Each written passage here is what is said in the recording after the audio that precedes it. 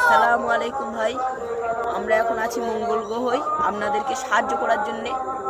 এখন আমরা চাঁদ দেখা পাচ্ছি বলে মনে হচ্ছে। ইদুল, হ্যাঁ ভাই, আমরা এখন চাঁদ দেখা পাচ্ছি। আলহামদুলিল্লাহ, কাল হবে ঈদ। আপনারা আমাদের সাথে থাকবেন। ভারতে মনে হচ্ছে উজ্জ্বল টিভি চালু হয়ে গেছে, তাই আপনারা এখন দেখতে পাবেন চাঁদ। তাই এখন চাঁদটা এখন দেখা হবে মঙ্গল গ্রহ থেকে। এখন চাঁদ দেখা যাচ্ছে, আপনারা দেখতে পাচ্ছেন। আপনাদেরকেও দেখাবো সঙ্গে।